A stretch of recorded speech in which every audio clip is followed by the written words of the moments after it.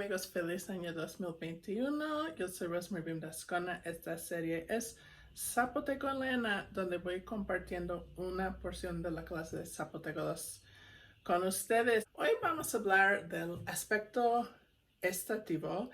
Cuando hablamos de tiempo, aspecto y modo, estamos hablando de categorías semánticas. Podemos distinguir aspecto léxico y aspecto gramatical. Si hablamos de aspecto léxico, estamos hablando de aspectos, una categoría aspectual, es una categoría semántica. Y esta categoría semántica puede ser una parte inherente del lexema, puede ser parte de la estructura semántica de un verbo, que el verbo inherentemente tiene el sentido de este aspecto como parte de la semántica del verbo. Eso sería aspecto léxico. Aparte es el aspecto gramatical. Es cuando marcamos una categoría aspectual mediante la morfología o la sintaxis o una combinación. Esto es la diferencia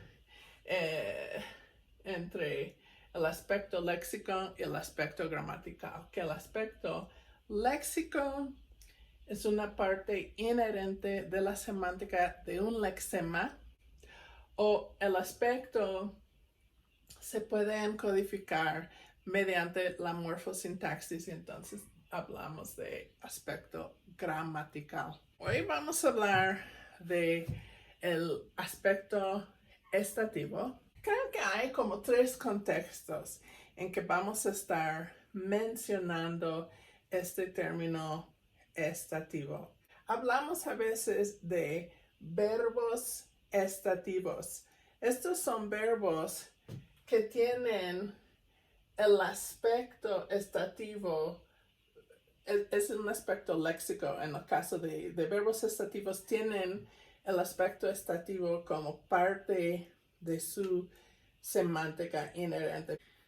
El aspecto estativo es una propiedad semántica que expresa un estado continuo, un estado que va a seguir así sin cambiar por inercia. Sería necesario una inversión de energía, de esfuerzo para cambiar este estado. Si no hacemos nada, no va a cambiar. Y podemos contrastar esto, un estado continuo, con eventos, acciones, procesos. Usamos todos esos términos. En un proceso tienes que invertir energía, esfuerzo para llevar a cabo la acción indicada por el verbo, pero con un verbo estativo no, va a seguir así. En español, si tú me dices las lenguas zapotecas son lenguas tonales o algo así, ¿no? Y yo puedo decir, lo sé, ¿sí? Es un hecho. Yo estoy informada porque dedico mi vida a estas lenguas, ya lo sé, ¿sí? Ok, este verbo saber, fíjense que es mi conocimiento de este hecho de que las lenguas zapotecas son lenguas tonales, no es algo que va a cambiar. Yo lo sé y lo voy a seguir sabiendo, ¿sí? Yo tendría que morirme o sufrir un accidente cerebral o tener algún problema neurológico, ¿no? Para no saber que las lenguas zapotecas son lenguas tonales, ¿sí? Lo que sé, lo sé y lo voy a seguir sabiendo. Y fíjense que difícilmente podrías expresar un verbo estativo con aspecto progresivo. Si yo diría, lo estoy sabiendo. ¿Lo estoy sabiendo? ¿Eso se puede decir? A mí se me hace que no. Ustedes díganme, ¿no? Aún si me dirían que es posible decir eso en español, algo que yo dudo, tendría que ver con el hecho de que en español el verbo saber tiene realmente dos sentidos, ¿sí? Uno es descubrir algo, aprender algo, enterarse de algo como ya lo supe, ¿sí? Y el otro es un sentido estativo de saber. Verbos estativos frecuentemente expresan estados mentales o sensaciones, pero también pueden expresar otros estados. Por ejemplo, soy alta. Esta oración es una oración estativa. En español usamos la cópula, el verbo ser, con un adjetivo en este caso, para decir que soy alta.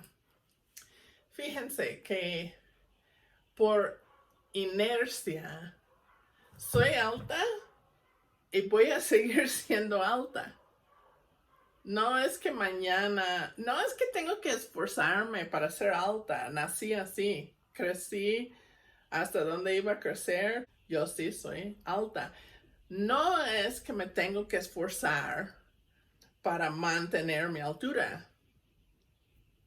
No tengo que esforzarme. No es que mañana me voy a despertar y decir, ok, tengo que echarle ganas a ser alta de nuevo hoy para no desilusionar a la gente. Yo no tengo que hacer nada. Entonces, estas dos oraciones, soy alta y lo sé,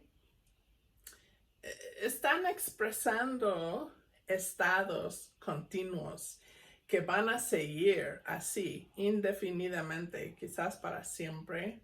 A ver, podemos contrastar estas dos oraciones, soy alta y lo sé, con otras que tengo aquí. Lo cuezo por 5 minutos, como si estoy dando una receta o algo, ¿no? A ver, ¿cómo sería si yo diría soy alta por 5 minutos? O lo sé por 5 minutos.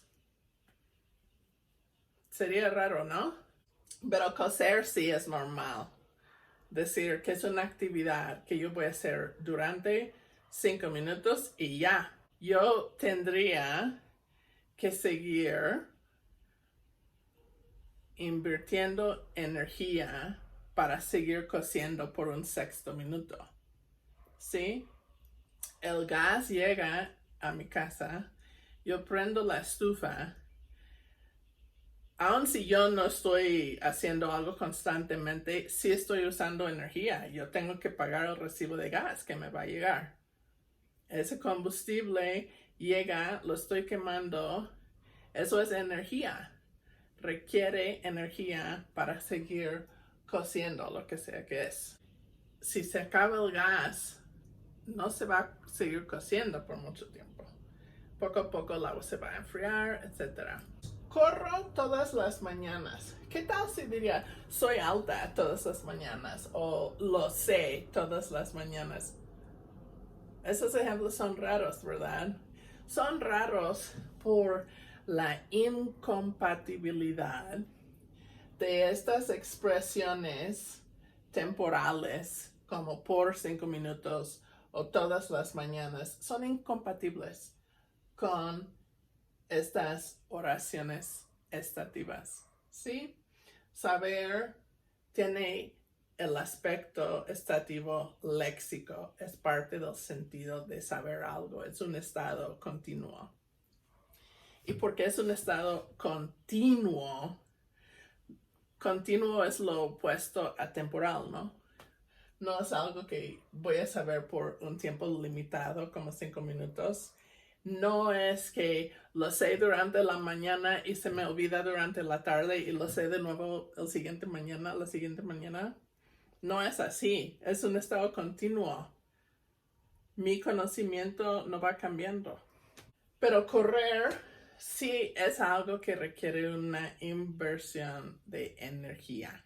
¿Sí? Yo tengo que levantar el pie y levantar el otro pie una y otra vez, ¿sí? Tengo que seguir esforzándome para seguir corriendo. Y cuando yo dejo de esforzarme, ya no estoy corriendo. Correr es un proceso que requiere una inversión de energía. No es que voy a seguir corriendo por inercia, pero sí voy a seguir siendo alta y voy a seguir sabiendo que las lenguas zapotecas son tonales por inercia. No tengo que hacer nada. Estos estados van a seguir. Estas acciones o procesos no van a seguir a menos que yo sigo echándole ganas. Aquí hay un ejemplo en el zapoteco de Tlacolulita.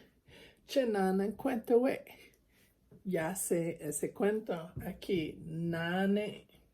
El al final es primera persona singular. El verbo es nan.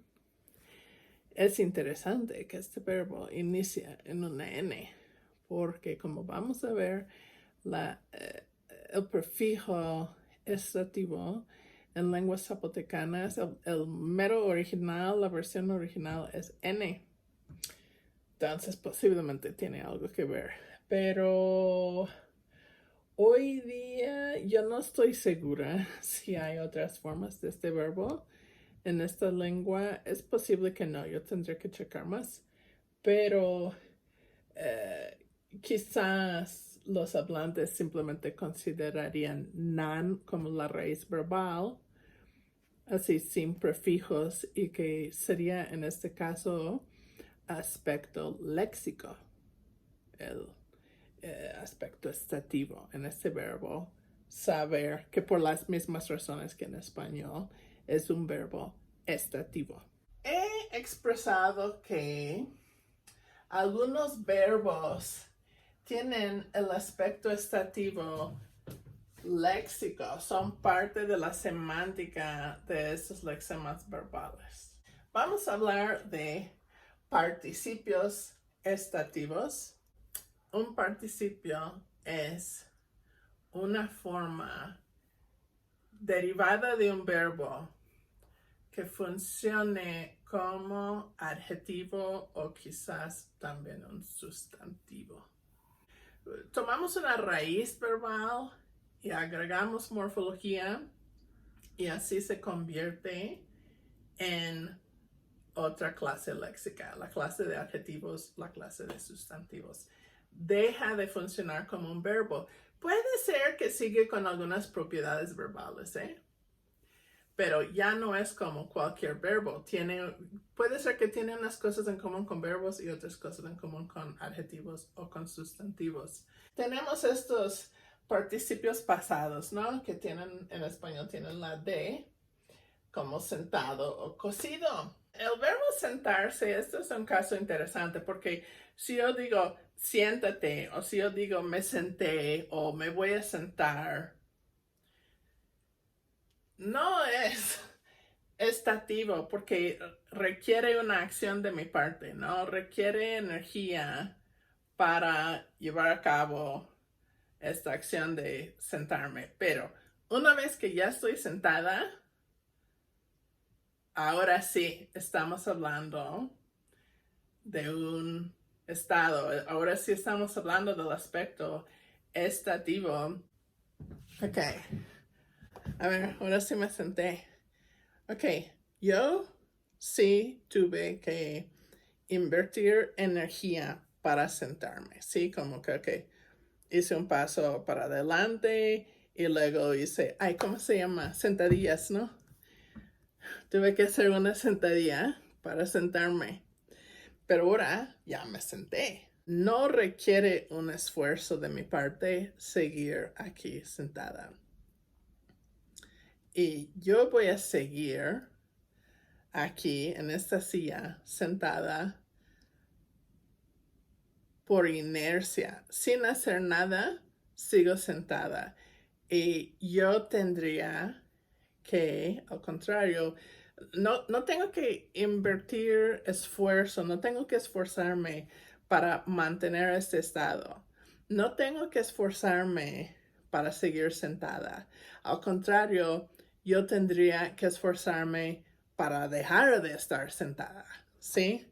Levantarme sí sería un esfuerzo, pero seguir aquí sentada no es un esfuerzo. Ay, se siente bien también. Este es un estado que puedo mantener sin esforzarme. Por inercia voy a seguir así.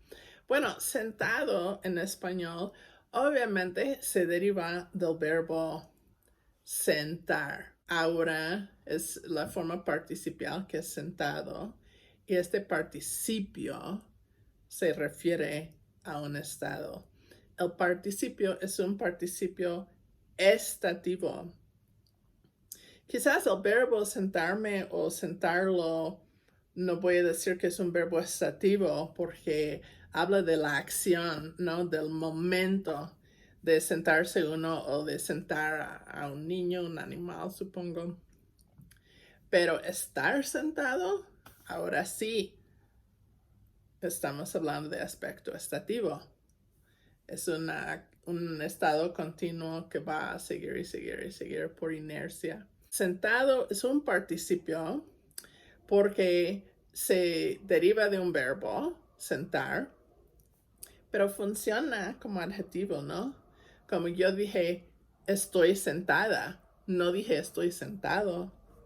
En español, los adjetivos requieren concordancia de género y número. Yo que soy femenina y singular, ¿sí?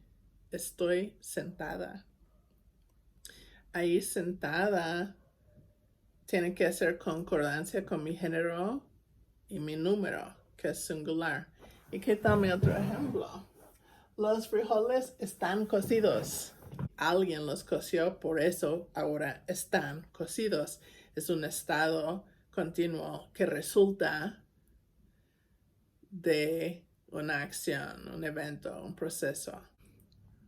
Sabemos que cocidos también es un adjetivo porque hace concordancia con frijoles, que son masculinos y plurales, ¿sí? Y por eso no vamos a decir los frijoles están cocidos o cocida o cocidas. No, ninguna de esas tiene que ser cocidos porque los frijoles son masculinos en español y plurales, ¿sí?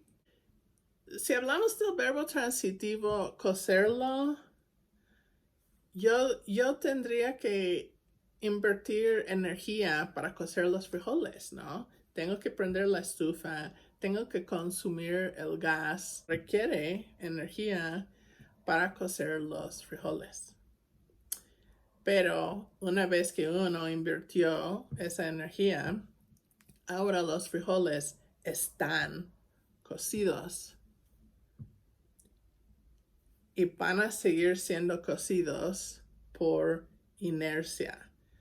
Una vez que están cocidos, no tenemos que invertir más energía para mantener su estado de cocido. No es que si apagamos la estufa vuelvan a ser crudos. Eso no puede pasar. No pueden descocerse. Van a seguir cocidos ahora para siempre hasta que dejen de existir, ¿no? Cocido es un participio que se deriva del verbo cocer. Sentado es un participio que se deriva del verbo sentar. Y fíjense que estos participios en español funcionan como adjetivos, aunque son formas derivadas de verbos. Estos adjetivos expresan el aspecto estativo. Hay dos maneras de formar participios estativos en lenguas zapotecanas. Ahorita primero les voy a mostrar uno, que es agregar este prefijo que normalmente es na. En la Chishu es ne, pero normalmente es na. La forma con na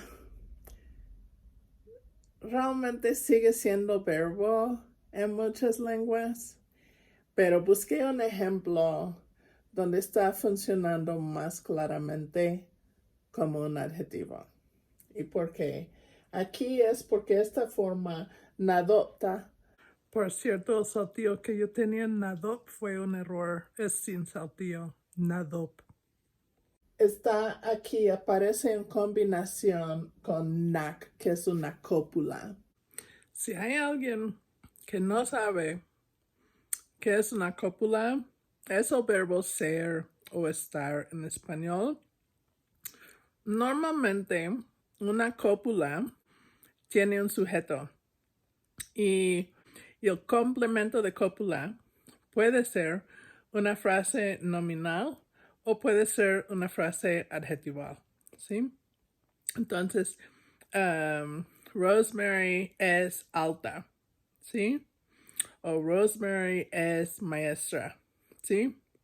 Entonces, la cópula liga el sujeto con una frase nominal o con un adjetivo. Y eso es parte de la razón para pensar que este NADOP puede ser un adjetivo, porque está el NAC ahí, NAC que es la cópula, y puede estar conectando ese adjetivo NADOP con la frase nominal que es el sujeto, la orilla de la chacalmata.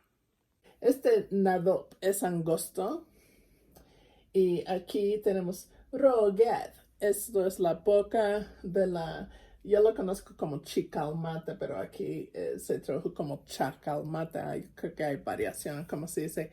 Una chicalmata es un aparato para atrapar chacales. Chacales son como camarones, pero de agua dulce. Los encuentras en el río. Viene de una palabra náhuatl que, si no me equivoco, es chacali o algo así. No estamos hablando de la especie canino. Bueno, aquí dice, está angostita la orilla de la chacalmata. Angosto o angostita, yo creo que aquí está funcionando como un adjetivo. Y entonces aquí tenemos la cópula NAC. Entonces aquí tenemos el sujeto, la orilla o la boca de la chacalmata. En la lengua de Nelson hay muchas formas con na, pero casi siempre se traducen con un verbo y casi siempre están predicando. Entonces, quizás yo no diría que son participios. Yo diría que son verbos estativos. En Diza Shiza de Tennessee de Zaragoza, si tú dices Nalatach yu, eso quiere decir está vacía la casa. Nalatach es vacío, pero vacío en español es un adjetivo y realmente aquí tenemos un verbo que quiere decir estar vacío. Nalatach yu, ahí nalatach aparece antes de yu. Normalmente tenemos verbos en zapoteco antes de sus sujetos. Está en la posición donde esperaríamos un verbo. Está predicando. Y bueno, las indicaciones en Diza Shiza es que son que las formas con na son verbos. Pero en el ejemplo que les mostré en pizarrón, que fue de San Bartolomé Losicha, el Dizda o Zapoteco Miahuateco, ahí sí había razón de pensar que era un adjetivo. Entonces, en ese caso, podremos decir que se trata esa palabra angosta. Se trata de un participio. Es una palabra que está funcionando como adjetivo, aunque es obviamente derivada de un verbo. Y la semántica de este adjetivo, este participio, contiene el aspecto estativo. Podemos decir que es un participio estativo. La otra forma que se puede usar como un participio estativo en lenguas zapotecanas es la misma forma del completivo. Ya mencioné en otro video el sentido básico del completivo, ¿no? Para algo que ya se terminó de hacer. Y también mencioné que esa forma se puede usar como un imperativo, pero aquí hay un tercer uso que es como un participio estativo. Aquí les voy a mostrar dos líneas en el cuento del cazador, uno donde yo creo que sí se está comportando como un verbo y otro donde yo creo que está comportándose como adjetivo, aunque ambas formas están marcadas para el aspecto completivo. A ver, aquí en la línea 65, a ver si lo pueden ver. Aquí donde voy a mostrar la página, no estaría de más poner el video en pausa y quizás copiar el ejemplo en un cuaderno ahorita y con el otro que voy a mostrar después para que ustedes puedan tener presentes las palabras a las cuales me estoy refiriendo. Nanjoma Nguzbatsa. Y hay animal que se murió así nada más. Ok, es y hay ma, que es animal. Guth es completivo de morirse. Batsa, que es así nada más. Nanjo manguth batsa. Y se traduce. Y hay animal que se murió así nada más. Aquí lo que tenemos es una oración relativa. Vamos a ver las oraciones relativas el próximo semestre en Zapoteco 3. Pero por ahora les digo, si tiene la estructura esperada para una oración relativa. Y entonces quiere decir hay, animal, y luego tenemos la oración relativa que se murió así nada más. El que en español marca esa oración relativa como una oración subordinada. Bueno, el hecho de que se traduce al español con una oración relativa es una pista de que tiene esa misma estructura en zapoteco. Cuando traducimos de una lengua a otra, todos solemos traducir algo literal. Solemos copiar la estructura de la primera lengua y repetir esa estructura en la segunda lengua si es que esa estructura es aceptable en la lengua a la cual estamos traduciendo. Puede ser que esa estructura existe en la lengua a la cual estamos traduciendo, pero que no es la más natural, pero solemos usar esa estructura. Cuando elicitamos en español, la tendencia va a ser traducir al zapoteco o a la lengua que estamos investigando de una forma literal. Por eso la elicitación no es lo mejor, ¿sí? Porque si tú elicitas una oración SVO en español, probablemente la persona te lo va a traducir al zapoteco con SVO, aunque SVO no es el orden más natural en zapoteco. Pero aquí, ¿qué tengo? Tengo un texto. ¿Qué es este texto? Es un cuento que alguien me contó y lo grabé mientras me lo contaba. Y después de grabarlo, él lo transcribió y entonces yo puse las glosas y todo. Él no solamente lo transcribió, pero también lo tradujo. Entonces, aquí no tengo influencia de español, por lo menos no hay influencia tan fuerte a que si él estuviera traduciendo todo de español a zapoteco. Él estuvo hablando nada más en zapoteco, contándome este cuento en zapoteco, pensando monolingüemente en zapoteco mientras contaba el cuento. Y solamente después de hacer toda la grabación, cuando se puso a transcribir esa grabación, solamente en ese momento se tradujo al español. Aquí la clave, no estar, o sea, evitar lo más posible estar traduciendo de español al zapoteco. Mejor traducir de zapoteco al español. Si tú elicitas en español y alguien te dice algo en zapoteco donde hay influencia del español, si tú no eres hablante de la lengua, quizás ni te vas a dar cuenta que ese orden no es natural y tú vas a pensar, oh, zapoteco tiene orden, SVO, y ni sabes que realmente tiene BSO. BSO quiere decir verbo, sujeto, objeto. Pero si tú empiezas con zapoteco y la traducción es al español, entonces cuando salen cosas marcadas o poco naturales en español, o ni tienen que ser natural, puede ser como una de varias opciones, te sirve porque te dice algo sobre la probable estructura de la oración en zapoteco. Si aquí lo tradujo con una oración relativa, es probable que la forma en zapoteco tenga una oración relativa y por eso lo tradujo así. Primero lo primero, lo primero es zapoteco, eso es lo más importante, ¿sí? Entonces por eso la traducción de un texto en zapoteco al español. Bueno, aquí y hay animal que se murió así nada más, la traducción, y yo creo el original también, tienen una oración relativa, y es,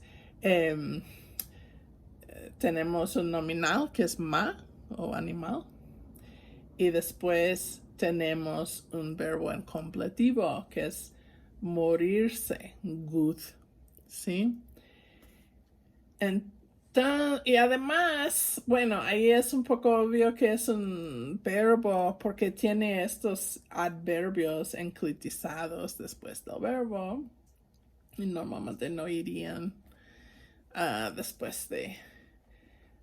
normalmente van esos enclíticos después del primer elemento en la oración, que normalmente es el verbo y es donde están aquí ahorita. Un good WhatsApp. Esos enclíticos normalmente irían después de un verbo y si van después de un good, eso indica que un good, que es completivo de morirse, sí es un verbo. Ok, pero podemos comparar eso con 63. Aquí. Avenjo mangot. Aquí también tenemos animal y tenemos un verbo en completivo. Ahí es el completivo de quebrar. Aquí, semejante en el primer ejemplo, tenemos ma y un completivo de morir. Pero aquí se tradujo con una oración relativa. Y aquí se tradujo con un participio en español. Hay animal quebrado. Viene después de ma como un adjetivo modificando a su sustantivo, ¿no? No hay ningún enclítico ni nada, pero en mi opinión, si vemos aquí nada más el zapoteco, en ambos casos tenemos ma, que es un nominal, quiere decir animal, y justo después de ma tenemos un verbo marcado por el completivo. Entonces, es ambiguo si es una oración relativa o si es un adjetivo. Porque si fuera un adjetivo, vendría justo después del nominal. Pero también si fuera una oración relativa, también habría un verbo justo después del nominal. Entonces, aquí nos ayuda a interpretarlo como este narrador, que también es el traductor, tradujo sus propias palabras al español, porque aquí usó una oración relativa y aquí usó un participio pasado en español, quebrado. ¿Qué se murió así nada más? Animal quebrado. ¿Sí han visto esos cuentos que publiqué en Tlalocan? ¿Sí han visto todo el artículo? Hay una versión como literaria, una versión monolingüe. Y ahí en esa versión, en el español, yo pedí a algún hablante nativo de español hacer ajustes para que la versión monolingüe en español sonara más natural. Pero en las traducciones que aparecen en esta parte del artículo, en la versión analítica, las dejé tal cual. ¿Por qué? Quiero enfatizar esto. Hay muchos lingüistas, en particular, lingüistas hablantes nativos de español, que creen y sienten que deben estandarizar las traducciones hechas por hablantes de lenguas indígenas. Y yo no estoy de acuerdo. ¿Por qué? ¿Por qué están haciendo eso? Por sentimientos prescriptivistas. Porque aunque los lingüistas estamos en contra del prescriptivismo, si ellos ahí lo están limpiando, revela que al fondo ellos no creen que está bien el español de un hablante no nativo de español que hizo su propia traducción de su lengua. ¿Por qué cambiarlo? Si no está mal, ¿por qué cambiarlo? Y para mí no está mal. ¿Sí? Ustedes ven estos videos todo el tiempo, digo cosas raras por influencia del inglés. ¿Esto es una vergüenza? ¿Sería mejor no tener estos videos con la información que estoy impartiendo? ¿Alguien debe venir a traducir estos videos al español estándar como lo expresara un hablante nativo de español? No. Nadie va a invertir el tiempo para hacer eso. Y no está tan mal. El mundo está permitiéndome existir con mi influencia, mi interferencia del inglés. Entonces, ¿por qué no podemos tolerar también interferencia de lenguas indígenas?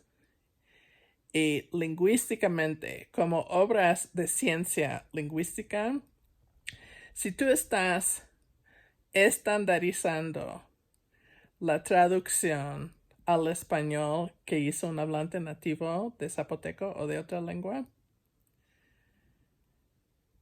tú estás modificando los datos.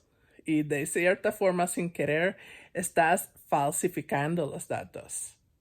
Porque eso no fue la traducción que ofreció un hablante nativo de esa lengua.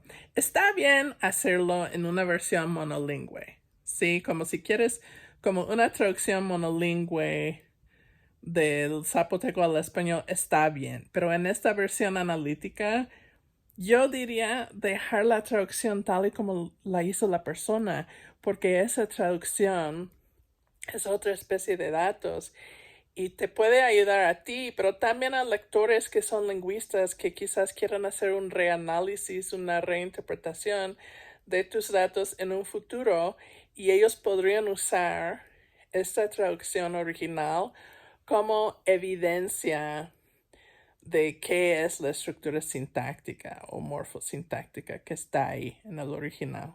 Fíjense, como dice el tío Roque de Tlacololita, él dice, parece nada, pero tiene su chiste o algo así, dice.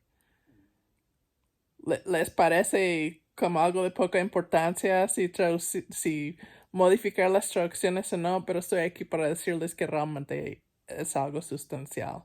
Yo diría que en lenguas zapotecas es posible usar una forma verbal o derivado de un verbo que es marcado con el mismo prefijo que usas para el completivo, pero esa forma marcada con el prefijo completivo puede funcionar como un adjetivo, modificando a un sustantivo. Entonces, a ver, quebrado es un participio estativo, ¿sí?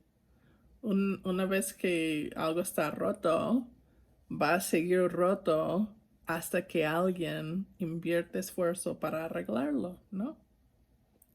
Es un participio estativo. Según yo, hasta donde yo sepa, todas las lenguas zapotecanas pueden usar formas en completivo como participios estativos.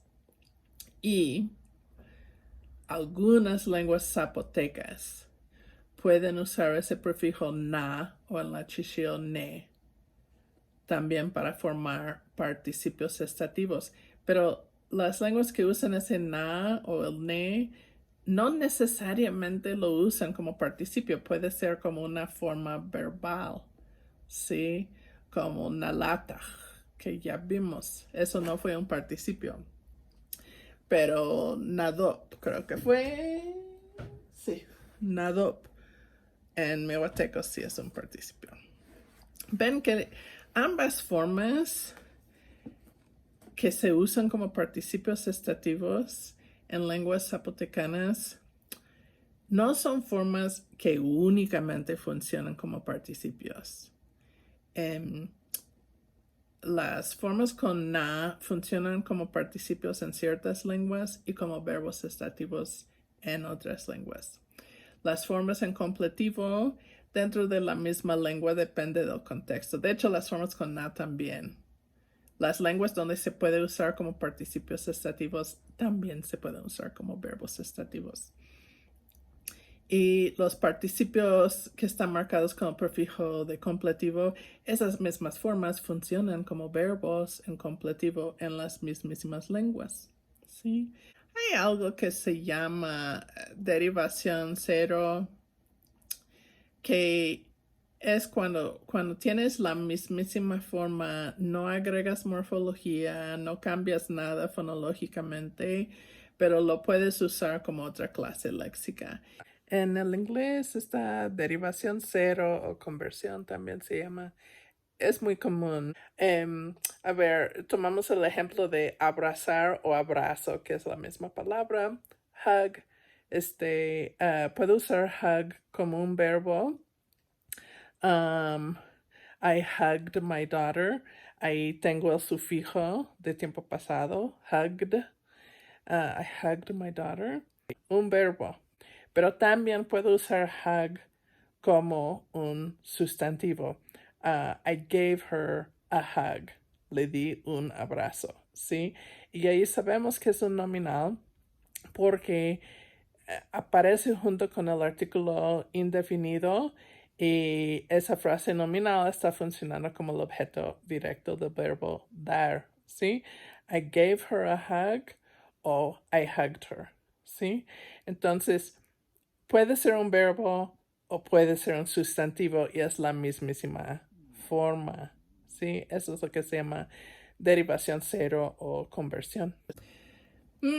Quizás podrías decir eso aquí, que la forma con na es un verbo estativo y hay derivación cero para crear el participio estativo, o que en las formas como un goch, que hay una forma de completivo, de aspecto completivo, que está marcado con un prefijo completivo, y de esa forma se deriva un participio mediante derivación cero. Podrías decir eso, pero hay que reconocer que no es que puedes derivar un adjetivo en zapoteco desde cualquier forma verbal. Es únicamente estas dos formas.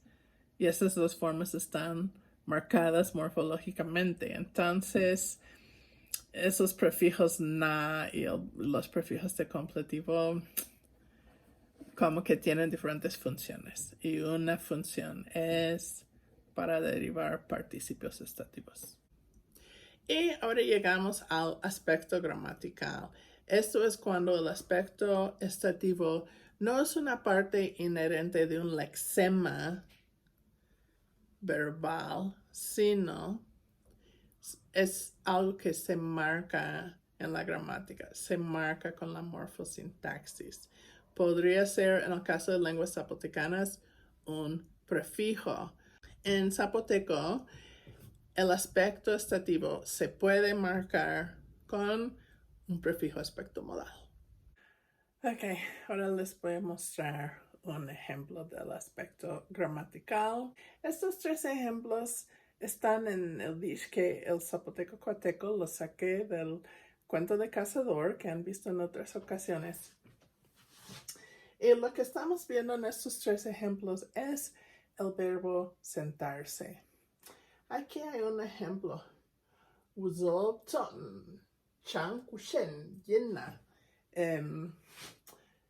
Aquí este prefijo W es el prefijo del imperativo y se agrega a este verbo zob, que es el verbo sentarse.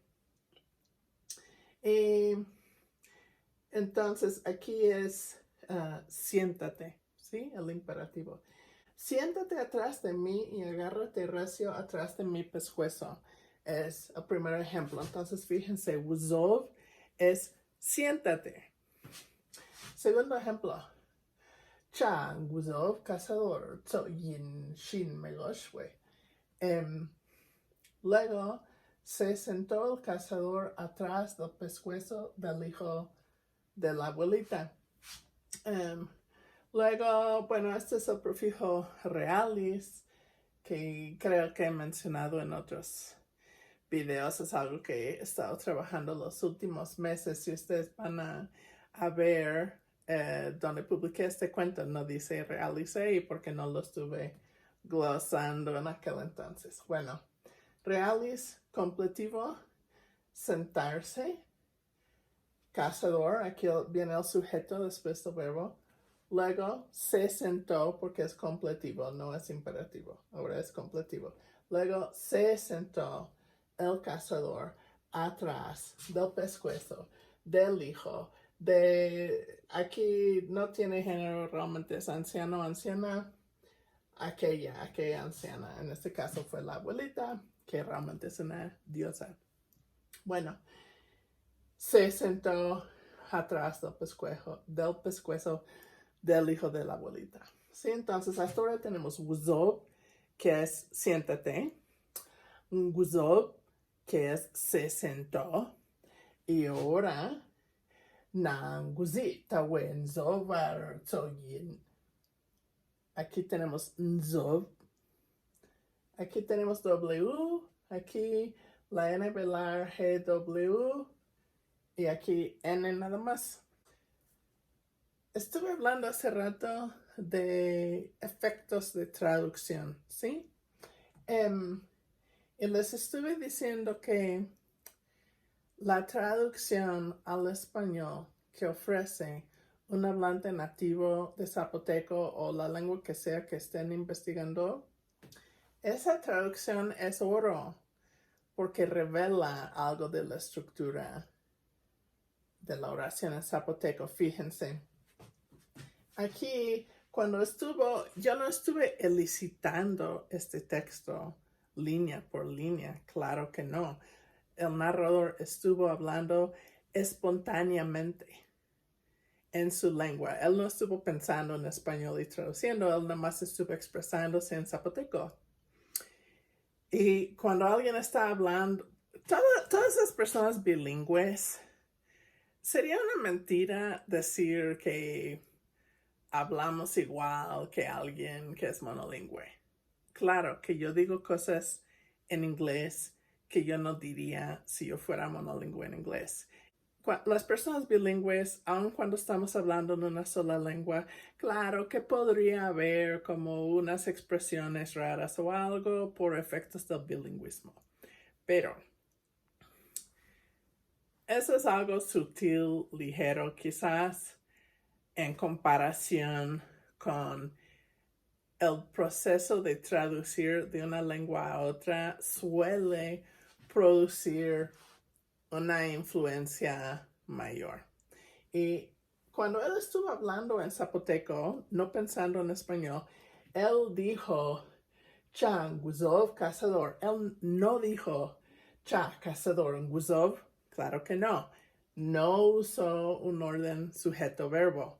Usó un orden verbo-sujeto, que es más natural, menos marcado en la mayoría de las lenguas zapotecanas. Y después, posteriormente, quizás semanas después, no me acuerdo, cuando se puso a escuchar la grabación y transcribir lo que había dicho y traducir eso al español, línea por línea, ¿qué fue lo que puso en español? Él puso, luego se sentó el cazador atrás del pescuezo de bla, bla, bla, bla, ¿sí? Usó el orden verbo sujeto. ¿Por qué? Porque está traduciendo de una lengua que usa verbo sujeto. Repito, si ustedes van a elicitar ejemplos sintácticos, no van a sacar los mejores datos. Porque si van a usar un orden sujeto-verbo en español, ¿cómo se dice? La abuelita se sentó en la mesa y la persona lo va a traducir palabra por palabra. La abuelita se sentó en la mesa y vas a tener algo muy artificial. Pero si empiezas con el habla monolingüe en zapoteco y después lo traduces, más bien, si tú no eres hablante de la lengua, vas a pedir a alguien que sí lo es a traducirlo. También, como les he mencionado en videoconferencia, a veces hay mucha tentación cuando tú ya sabes qué son todos los morfemas, pero aun si tú ya tienes un concepto de qué quiere decir el ejemplo, es mejor que procures que un hablante nativo de la lengua traduzca el ejemplo al español y no tú, si tú no eres hablante nativo de la lengua. Ahora, ¿qué tal si sí eres hablante nativo de la lengua? Entonces tienes muchas opciones, ¿no? Vas a estar consciente de este fenómeno, ¿no? Y a lo mejor tú, si estás trabajando con tu propia lengua, no creo que necesitas la traducción literal para darte una pista, porque tú ya sabes qué es la estructura. Entonces, si tú quieres hacerlo como más, en un español más estándar, puedes, ¿no? O si quieres ponerlo más literal, también puedes, pero tienes la libertad de tomar la decisión que tú consideras más apropiada, ¿no? Dos cosas. Si estás trabajando con tu propia lengua, una cosa que podrías hacer es de vez en cuando, si hay un caso interesante, podrías pedir a otra persona que también es hablante nativo de la lengua cómo traducirían ese ejemplo, esa oración al español. Y dependiendo qué estructura usan en español, eso podría confirmar tus intuiciones sobre la estructura, ¿no? Por ejemplo, si hay un caso donde es un poco ambiguo si se trata de una frase nominal con sustantivo adjetivo versus una frase nominal con una oración relativa como sustantivo oración relativa. Y si tú preguntas a otras personas cómo ellos lo traducirían al español, traducirían o tradujeran, no sé. Bueno, pero tú podrías ver si ellos lo van a traducir como hilo rojo o hilo que es rojo, algo así. Y inclusive podrías preguntar a varias personas y a ver si hay variación en cómo conciben la estructura del ejemplo, ¿sí? Entonces, aun si eres hablante nativo de la lengua, también podrías usar las traducciones como parte de tu análisis. Pero creo que lo que quise decir antes es que para alguien que no es un hablante nativo de la lengua, tienen menos herramientas para hacer el análisis y entonces es aún más importante ese dato de la traducción.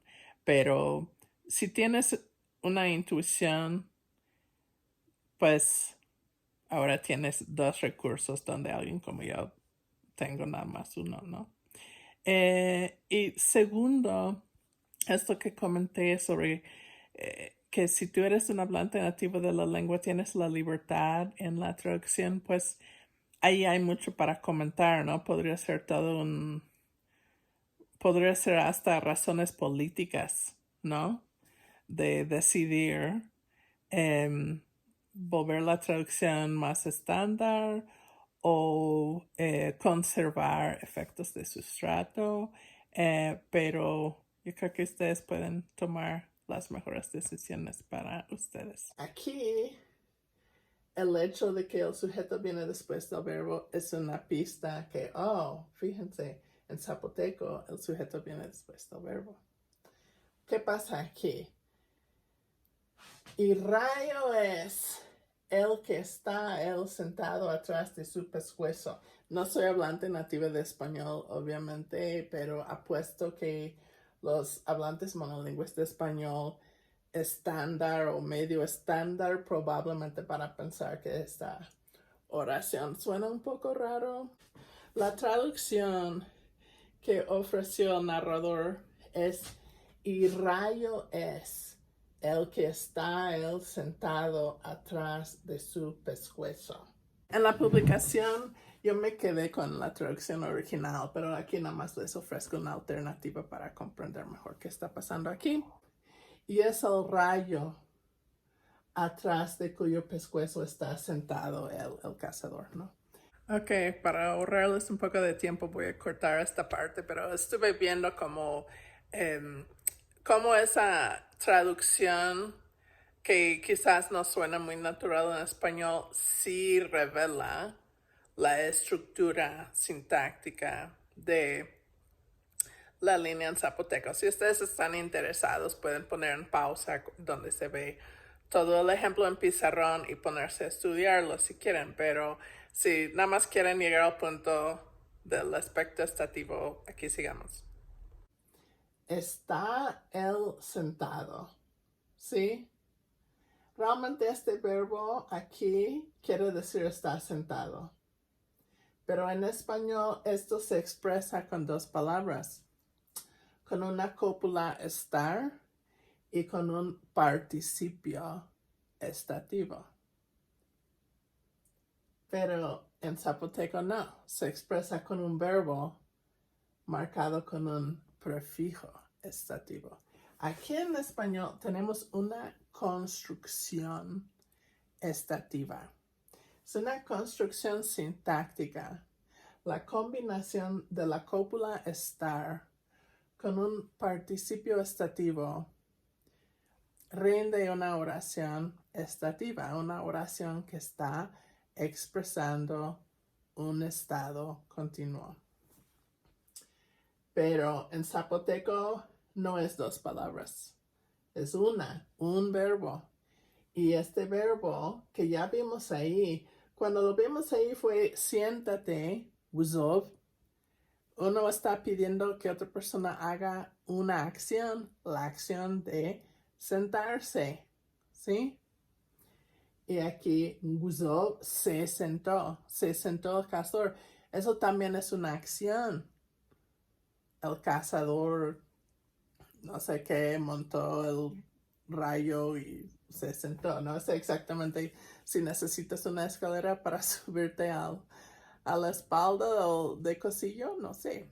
Bueno, no sé si es como montar caballo o cuando eres niño y subes en los hombros de tu papá. Yo no sé cómo es. Muchos dicen que él es un gigante, entonces quizás sí nosotros somos como niños y como si él fuera un adulto y nosotros niños, no sé. Tuvo que moverse, ponerse en posición y sentarse, ¿sí? Fueron acciones, fueron procesos, ¿sí? Pero aquí no nos referimos a una acción, nos referimos a un estado. Y es la misma raíz verbal, pero la diferencia es que aquí tenemos un prefijo que indica el aspecto estativo. Y aquí estamos viendo por fin aspecto gramatical. Aquí el aspecto se indica mediante la morfología. En otros casos, antes como con el verbo saber, estuvimos viendo el aspecto léxico, que el aspecto estativo puede ser una propiedad semántica de un lexema verbal. En este caso, No es exactamente una propiedad del lexema, porque este mismo lexema puede combinarse con aspecto estativo, pero también se puede interpretar como la acción de sentarte, ¿sí? De cambiar de un estado de estar parado a otro estado de estar sentado. Y en esos dos casos el verbo se refiere a ese instante en que cambias de estado, de estar parado a estar sentado. Pero aquí con la N se refiere ya a un estado continuo. No indica cuándo inició este estado ni cuándo puede terminar. Nada más indica un estado continuo. Entonces el cazador está sentado atrás del pescuezo del rayo, de Costillo, de Enguzí. El punto de estos ejemplos fue para mostrar que en lenguas zapotecanas hay un prefijo estativo y esto es una manera de marcar el aspecto estativo gramaticalmente mediante la morfosintaxis. Y esta N es el prefijo estativo. Si ustedes checan la publicación, no va a decir estativo ahí porque yo estuve mal analizando el ejemplo en aquel entonces y puse habitual. Resulta que en algunos contextos el habitual y el estativo son homófonos en dishke. Pero ahora entiendo más de lo que entendía en aquel momento y ahora aquí esto lo que está en pizarrón es más vigente y correcto que lo que aparece en la publicación. Fíjense que yo no escogí cualquier verbo por coincidencia, accidente. Yo escogí el verbo sentarse por una razón. Y esa razón es que este verbo pertenece a una pequeña clase de verbos que se llaman verbos posicionales. Verbos posicionales se pueden considerar como una especie de verbos estativos porque pueden referirse a diferentes estados que tienen que ver con la posición del sujeto. Cuando estamos hablando de humanos, las tres posiciones prototípicas son que estamos parados, sentados o acostados. Pero hay otras opciones también, tanto para humanos para otras cosas. Dependiendo del verbo, ciertos verbos se suelen usar con sujetos animados o inanimados, con grupos de objetos o con individuos. También puede tener que ver la forma del sujeto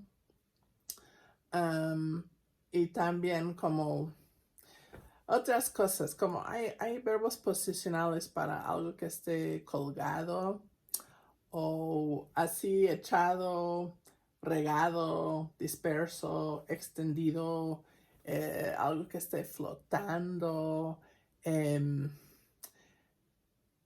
Hay diferentes verbos posicionales. Muchas lenguas zapotecanas tienen un juego de alrededor de 20 verbos posicionales. Y pues dije que se pueden considerar como verbos estativos, los verbos posicionales, pero como vieron aquí, en combinación con ciertos prefijos aspectuales también podrían referirse a acciones que se refieren a la transición de estar en una posición a estar en otra. Pero todos los verbos posicionales tienen una forma estativa. No todos los verbos en las lenguas zapotecas o zapotecanas tienen una forma estativa. No todos la tienen, pero todos los verbos posicionales sí tienen una forma estativa. Y yo Estoy terminando un trabajo ahorita sobre el prefijo estativo y yo estoy argumentando que esta forma, la N, es como la versión original de este prefijo. Pero en algunas lenguas, no todos, pero muchos de los verbos posicionales, en particular los que tengan raíces que inician en consonante, aunque no necesariamente, pero los que son de esa forma, en ciertas lenguas, en particular lenguas de la Sierra Norte, lenguas de Zapoteco Central y creo que también lenguas que pertenecen al subgrupo Papabuco. En ciertos casos pueden no tener un prefijo o pueden tener una forma estativa donde este prefijo N está en variación libre con 0, donde podrías decir zob o nzob con el mismo sentido estativo. Y suele ser el caso en esas lenguas que estos verbos posicionales son los únicos verbos en la lengua que pueden aparecer sin un prefijo. Pero la falta del prefijo quiere decir que es la forma del estativo. Pero también hay otra versión de este prefijo estativo y esa versión es na, algo que ya han visto en Disa Shiza. Ahorita vamos a ver más ejemplos del na. Hasta este punto en el video les he estado explicando que existe un aspecto estativo. Es una categoría semántica que marca estados continuos. Y les he explicado que el aspecto estativo, ese sentido, puede ser parte de un lexema, puede ser aspecto léxico, pero también se puede marcar de forma gramatical en la morfosintaxis. Y les hablé de participios estativos, si no me equivoco, les mostré unas formas de completivo que se pueden usar como participios estativos. Y hay otras formas que vamos a ver ahorita con un prefijo na, que también pueden funcionar como participios estativos.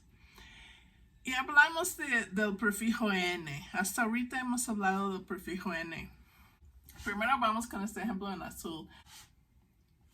Todos estos ejemplos que tengo en pizarrón ahorita vienen del Dizda o Zapoteco Miahuateco de San Bartolomé Losicha. Aquí hay un ejemplo que viene del cuento del pescador Diaksha Yandena. Sintió que tenía agarrado un palo. Aquí esta N que se agrega a den, que es el verbo agarrar, tiene un sentido que llamamos resultativo. Es igual un estado continuo, así como el estativo, pero que resulta de una acción, ¿sí? Ese palo está en el estado continuo de estar agarrado por el pescador. Pero ¿por qué está en ese estado? Está en ese estado porque el pescador lo agarró. Entonces, esta N puede marcar un estado continuo, pero en algunos casos ese estado continuo resulta de las acciones de un agente. A ver, la razón que eso es importante es simplemente para saber que sí es posible en algunas ocasiones agregar este prefijo n a un verbo transitivo para indicar un estado continuo que resulta de la acción de ese verbo transitivo. No es únicamente a verbos intransitivos que se puede agregar esa N, aunque varía de lengua a lengua cuántos verbos realmente reciben este prefijo. Bueno, aquí nada más estoy mostrando que en esta lengua es posible tener un prefijo cuya forma fonológica es una N nada más. Y vemos en este verbo agarrar, la raíz verbal empieza con una D. Entonces resulta la secuencia ND, ndena. ¿Sí? Tenía agarrado. Ahora vamos a ver otro prefijo que es na. Y yo creo que hasta ahorita los lingüistas que investigamos lenguas zapotecanas hemos estado imaginando que la N y la na es lo mismo, que son alomorfos, etc. Pero parte del punto de este trabajo que voy terminando es argumentar que realmente tienen dos diferentes etimologías, que son dos prefijos diferentes, y una pequeña parte de la evidencia de esto es que en lenguas como el miahuateco existen los dos. La N no se marca en muchísimos verbos. Está restringido semánticamente, pero también, o sea, no es que hay un montón de verbos que lo aceptan, ¿sí? Pero sí hay un montón de palabras que tienen na. Babigi, nada, thos yo. Babigi, nada, thos yo. Quiere decir, en temporada de lluvias, el río es muy peligroso. ¿Y cómo se dice peligroso? Ahí con nada. ¿Sí? Y tiene este prefijo na. Pueden ver que aquí esta palabra nadab o nadabthos precede a esta palabra yo, que es río. Yo es el sujeto de esta palabra que es un verbo. Esta palabra está predicando. No es solamente peligroso, rinde el sentido de es peligroso. ¿Sí? Entonces, ahí tenemos una palabra que quizás se traduce al español con un adjetivo peligroso, pero en zapoteco está predicando. ¿Sí? Aquí tenemos, ya repetí un ejemplo que les mostré antes, nadoptanak roget. La orilla de la chacalmata es angostita. Aquí también tenemos un elemento con na al inicio, pero a diferencia del último ejemplo donde estaba predicando solo, aquí está en combinación con nak. Nak es la cópula.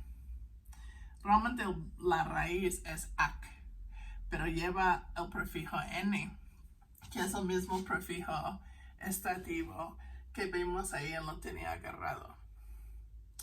Ok, nak tiene un prefijo n estativo, pero angosto también tiene un prefijo que llamamos estativo, pero el prefijo aquí no es n, es na.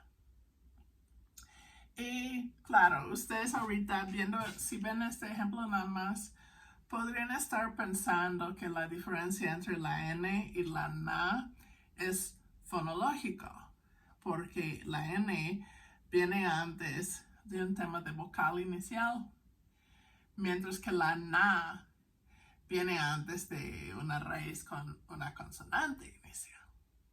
Pero fíjense que eso no es una explicación que funcione, porque en el ejemplo que vimos más arriba, no, el ejemplo en azul, aquí tenemos la N antes de una D y aquí tenemos la na antes de una D. Están en el mismísimo contexto fonológico. Entonces, no es la fonología lo que predice si va a ser N o si va a ser na. Hay otra explicación. Ok, y veamos A ver, ¿qué hemos visto hasta ahora? ¿Sí? Hemos visto que hay un prefijo N que puede ocurrir antes de una consonante o también antes de una vocal. Y esa N siempre marca un verbo, marca un estado continuo que puede o no ser resultado de la acción de un agente, pero eso no es necesario. Es posible, pero no necesario. Y hemos visto que también hay un prefijo na. Hasta ahorita, en estos ejemplos, vemos el na en la palabra peligroso y la palabra angosto. Y más abajo va a estar también en la palabra salado, que en español son adjetivos, ¿no? Pero tenemos que hacer análisis para determinar si son adjetivos en zapoteco o no. No es tan claro como en español. En español muy claro porque los adjetivos hacen concordancia de género y número con los nominales que modifican. Claro, verbos también muestran concordancia con su sujeto en cuanto a número y persona, no género.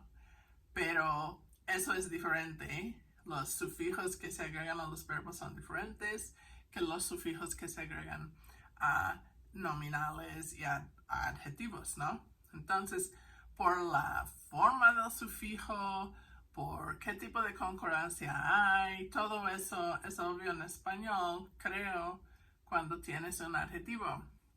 En zapoteco no es tan obvio, ¿eh? Porque no solo, o sea, aquí en el primer ejemplo que estaba en morado con nadab, esa palabra está predicando. Eso es la función prototípica de los verbos. Pero no es tan fácil porque en zapoteco los nominales también pueden predicar, los adjetivos también pueden predicar. Puedes tener oraciones no verbales como vamos a ver el próximo semestre. Pero si está predicando este nadab, que la mayoría del tiempo es el trabajo de un verbo, ¿no? Ocurre antes del sujeto en la posición donde normalmente esperaríamos un verbo. Quizás es un verbo o quizás es un adjetivo que está predicando. Es ambiguo. Aquí en rosa tenemos nadop, angosto, pero aquí nadop no está predicando solo, ocurre con la cópula. Se dice literalmente angosto es la boca de la chacalmata, ¿sí? Entonces aquí la cópula es la palabra que está predicando. Y aquí yo diría más que esta palabra nadop sí es un adjetivo. Los adjetivos pueden combinarse con cópulas, ¿sí? Aquí tenemos Njalza, Laza, Juan, Nadish. No me gusta comer cosas saladas. Es literalmente no nace mi hígado para comer yo cosa salada. ¿Sí? Entonces aquí donde está este elemento nadish es en esta frase nominal cosas saladas. ¿Sí? No hay marcación de número en esta lengua. Entonces, cosa salada o cosas saladas es igual.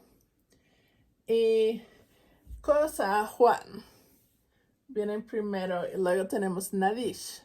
Ahora nadish está en la posición donde esperaríamos un adjetivo. Aunque claro, si fuera un verbo podría ser una oración relativa. Aquí también no es tan obvio qué es, si es adjetivo o si es verbo. Pero aquí tenemos, de los 3 ejemplos que les mostré con na, tenemos 2 ambiguos y uno más claro donde es un adjetivo. Es ambiguo, pero más a verbo. En el primer ejemplo, en morado, donde dice nada, yo es muy peligroso el río. Podría ser adjetivo o podría ser verbo, pero es más probable que es verbo porque está predicando.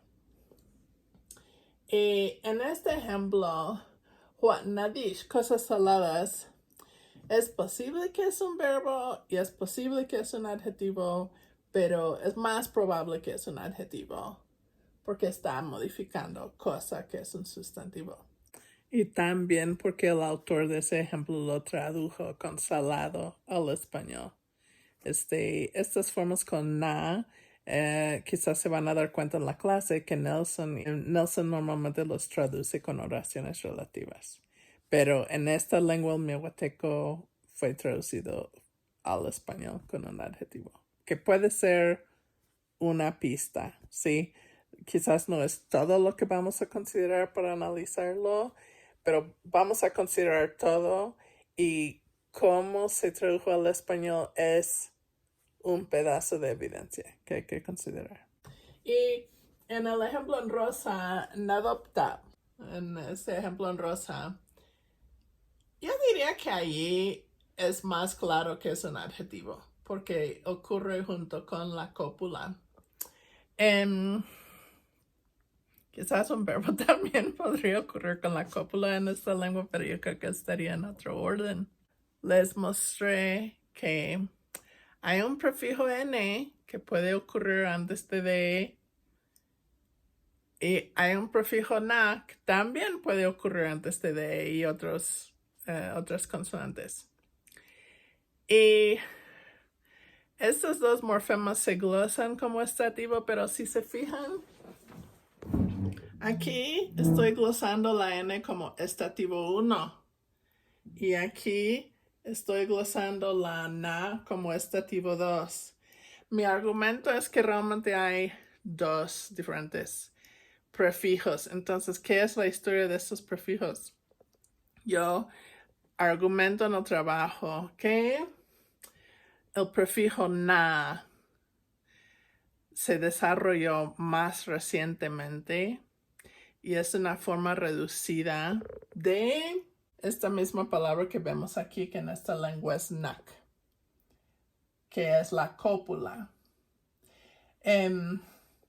Entonces, si en el pasado hubieras tenido la cópula marcada para el aspecto estativo con el primer prefijo, la n, el estativo no, en esta forma nak, y podrías haber combinado ese nak con otras raíces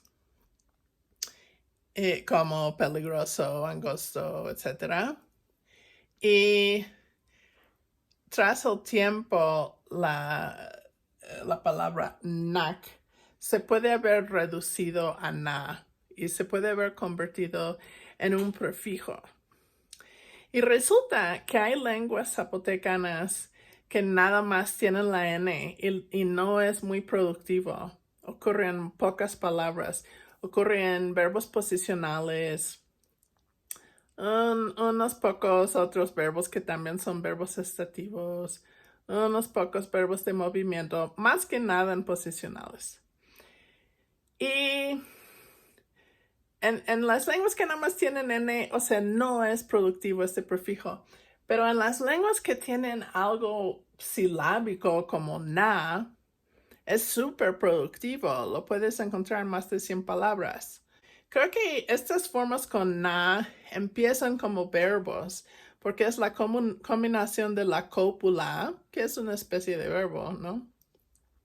Con otro elemento, el núcleo hubiera sido la cópula. Entonces, en un principio, cuando ese prefijo na nace, yo creo que forma verbos. Yo creo que sería, fíjense esto, el prefijo estativo 1, aunque no es muy productivo, yo diría que es un prefijo flexivo.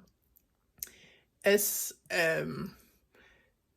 parte de la conjugación de un verbo. Pero el prefijo na, yo no sé si empezó así, pero yo creo que es más a un prefijo derivativo porque está formando nuevos ítems léxicos y en algunas lenguas está derivando adjetivos de verbos, no en todos, pero en algunos. Hay dos prefijos que marcan el aspecto estativo, pero yo concluyo que uno es la N, que es el original, y el otro viene de esa N marcado en la cópula y toda esa secuencia de dos morfemas se reduce a na y crea un nuevo prefijo estativo. Algunas lenguas en los verbos posicionales pueden tener formas estativas que no son marcadas, donde el prefijo N se ha perdido, pero hay evidencia de que originalmente la N estuvo ahí. Entonces sí es un desarrollo más reciente que se pierde ese prefijo estativo. En verbos posicionales únicamente son verbos con consonante inicial, pero qué tanto pase eso depende de la lengua. Estas cosas que acabo de mencionar, la pérdida de la N en verbos posicionales en algunas lenguas, el desarrollo de la na desde la cópula, estos dos desarrollos son innovaciones y las innovaciones las podemos trazar geográficamente. Y ahí yo puedo ir viendo en qué lugar existe esa na y en qué lugar no existe esa na. También puedo ver en dónde se ha perdido la N en los verbos posicionales y en dónde se conserva. Y viendo en dónde en el mapa pasan esos desarrollos, eso me ayuda a formar hipótesis, ¿sí? Los detalles que sí me gustan es ver la lengua como un récord de la historia social. Si una construcción sintáctica existe en más de un lugar, pero no en todos, eso quiere decir algo. Si un sonido existe en ciertos lugares y no en otros, eso quiere decir algo. Si puedo encontrar diferencias morfológicas, como esto que les voy explicando del estativo, y yo puedo ver en el mapa, a ver, ¿dónde está la na? ¿Dónde está la n? ¿Dónde están ambas versiones? Entonces, eso me permite hacer hipótesis sobre cómo cada lengua llegó a existir en su forma actual, ¿sí?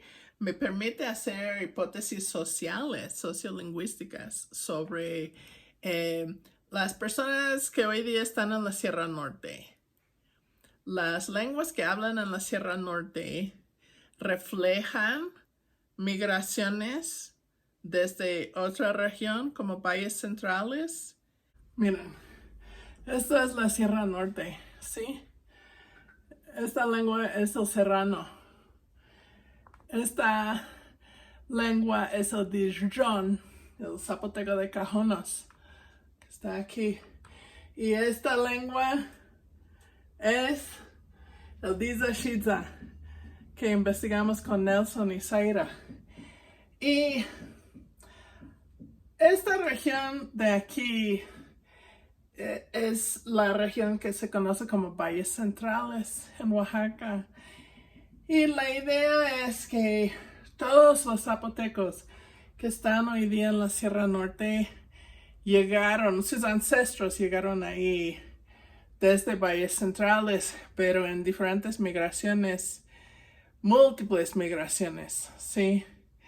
Y entonces tenemos información de los arqueólogos y tenemos información de los historiadores que pueden ayudar a formar hipótesis sobre las fechas en que se llevaron a cabo esas migraciones. Pero a ver, ¿qué podemos ofrecer los lingüistas a esta discusión, no?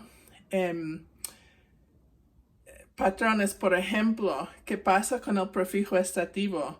Eso se relaciona a la historia que nos cuentan los historiadores y los arqueólogos o contradice sus evidencias o cómo. Eso es una de las preguntas que a mí me interesa. Esta na es común en Zapoteco Central, incluyendo todas las variantes de valles centrales, excepto unas donde se redujo de nuevo a N, pero la na es común en Zapoteco Central. Y también es común en Didzashidza. Pero hasta donde yo he podido ver, no es común en Cajonos ni tampoco en la Sierra Juárez. Entonces, ahí va una hipótesis, que es que el desarrollo y la difusión de ese prefijo na tiene su cronología, ¿sí? Que podemos intentar fechar. Y la migración, hay razones históricas. Hay un trabajo por Michelle Lauda que se llama Poblando la Sierra. Ustedes lo pueden buscar si están interesados. Hay razones históricas para pensar que el Didzashidza representa la última migración zapoteca a la Sierra Norte, mientras que Cajonos y el Serrano representan migraciones anteriores, ¿sí? Y este detalle de quién tiene la na muy productivamente y quién no, corresponde con esa idea histórica, ¿sí? De que la lengua del Didzashidza llega al último.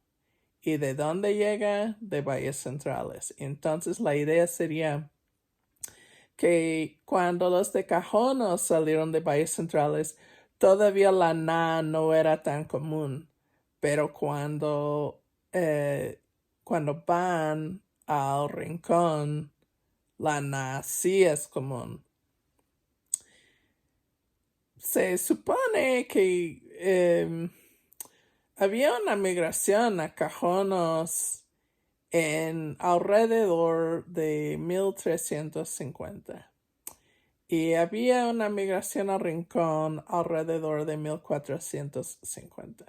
Entonces, estoy simplificando un poco, pero una hipótesis sería que fue a finales del siglo XIV e inicios del siglo XV que la na se emergió como un prefijo productivo en valles centrales, y entonces los migrantes a mediados del siglo XV que fueron al Rincón llevaron ese prefijo consigo. Si yo comparo mis conclusiones basándome en la dialectología, esas conclusiones encajan, así se dice, encajan con las conclusiones de los historiadores, ¿sí o no? O los arqueólogos, ¿sí o no? ¿Y qué tal el contacto entre diferentes grupos zapotecanos y otros, no? Puedo determinar que hubo una especie de afinidad social entre diferentes pueblos porque comparten alguna innovación lingüística. Esto sí lo podemos encontrar en el zapoteco occidental, que según yo consiste en 3 lenguas. Se alcanzan a ver aquí estas 3 son las lenguas de zapoteco occidental. Esta lengua era el solteco. Ya no se habla, pero tenemos récords escritos. Estaba aquí. Y esta es la lengua de Totomachapan. Colinda con el Papabuco y con el Mixteco. Está aquí. Y esta lengua, yo creo que Mark Sicoli cuenta, yo lo estoy contando como una lengua, pero él lo cuenta como 3. Realmente él sabe mucho más que yo sobre estas lenguas, pero yo me estoy basando en resultados de pruebas de inteligibilidad. Y él mismo dice que la historia oral dice que las personas de estos pueblos, de los Lachishio, los Mixtepec y los Altos, que vienen del mismo lugar que se llamaba Coyachila, que estaba por aquí, tengo entendido. Bueno, aquí hay esta otra lengua que se habla en Lachishio, Mixtepec y los Altos, como dije, y como pueden ver, estas tres lenguas de Zapoteco Occidental sí están cerca geográficamente unas a otras, pero esta lengua colinda más con lenguas de Zapoteco Central, y aquí es Achila, la capital zapoteco en el posclásico. En Totomachapan no tenemos el nada más está la pura N, que les dije es el prefijo estativo original. En Lachishio existe esa N, igual como en Miohuateco, existe la N en unos cuantos verbos posicionales y otros. Pero aparte hay un prefijo más pleno, pero no es es ne. Y resulta que por un cambio fonológico en Lachishio, la cópula marcado con el estativo no es naca, sino es neca. Entonces ahí también viene de la cópula. Pero el punto es que hay un prefijo que se desarrolla de la cópula marcada por el prefijo estativo. El prefijo es una forma reducida de la cópula y es un prefijo más productivo y un prefijo que es más pleno fonológicamente, ¿sí? Entonces ahí en Lachishio es ne. Ahora, en Totomachapan ese ne no existe. Nada más existe la pura N que no es productivo.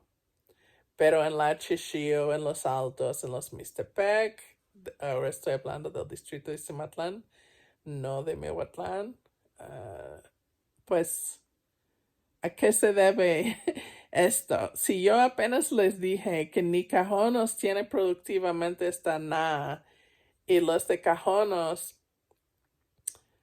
se supone, ¿no?, que estamos trazando el inicio de la lengua de Cajonos a mitad del siglo XIV.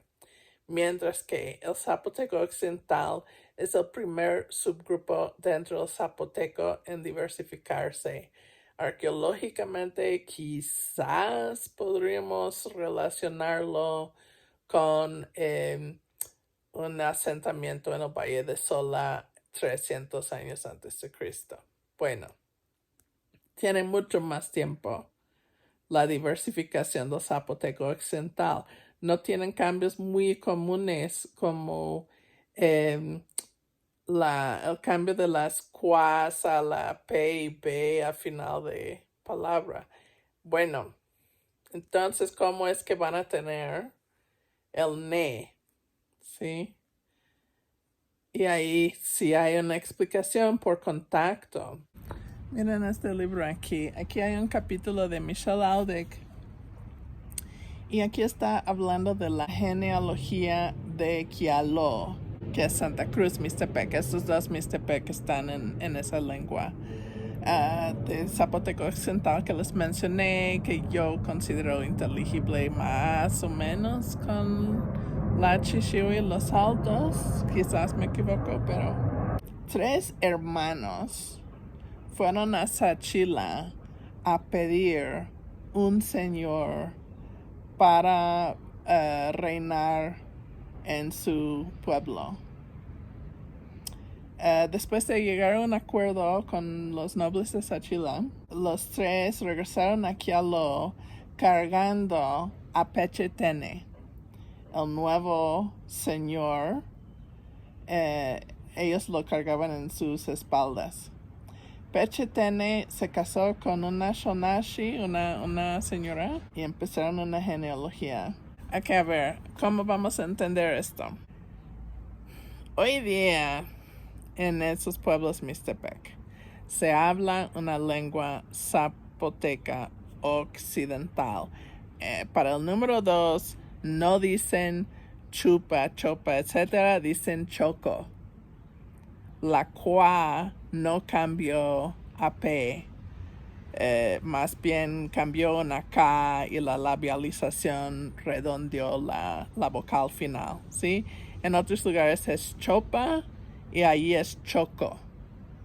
Casi todo el zapoteco va a tener un bilabial. Es únicamente las lenguas de zapoteco occidental que no van a tener una bilabial al final de la palabra 2. Lingüísticamente tenemos evidencia de que esa lengua sí se diversificó muy temprano, pero tenemos aquí evidencia filológica, evidencia histórica.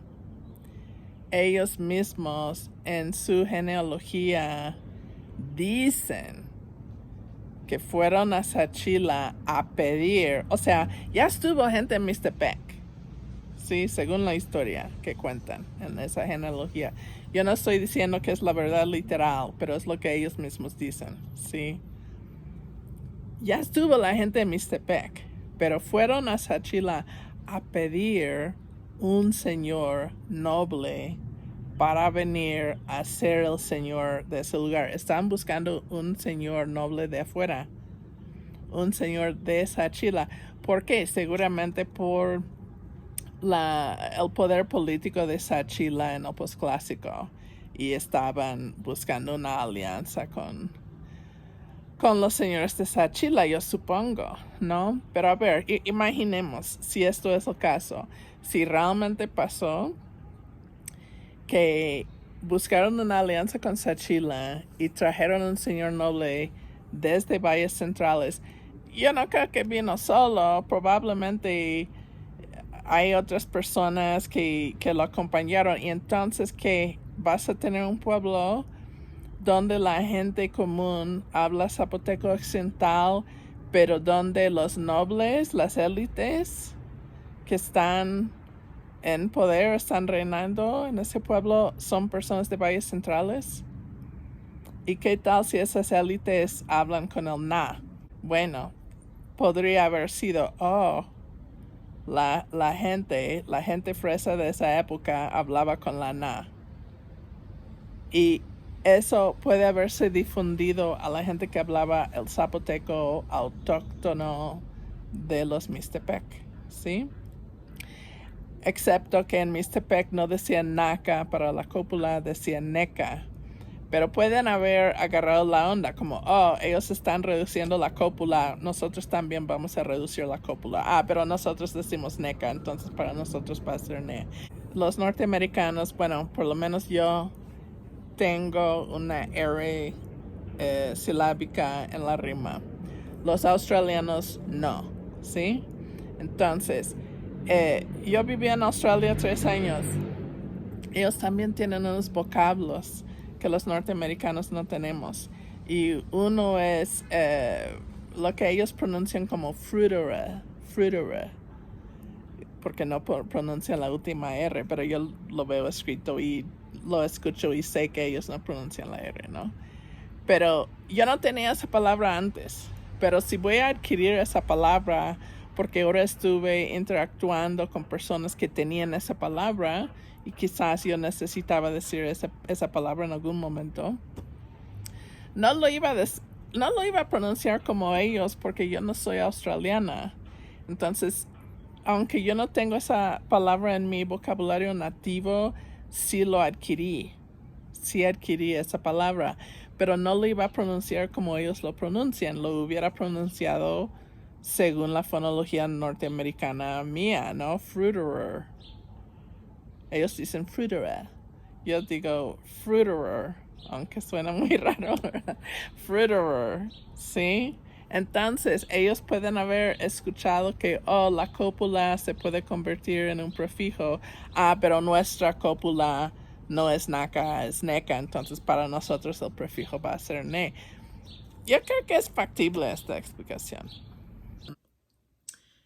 Yo no puedo llegar a esas grandes conclusiones sin poder hacer una descripción básica en primer lugar. Yo necesito la fonología, necesito la morfología, necesito la sintaxis y necesito saber cómo, qué son las cosas en general que ya sabemos los lingüistas sobre las lenguas zapotecanas, ¿sí?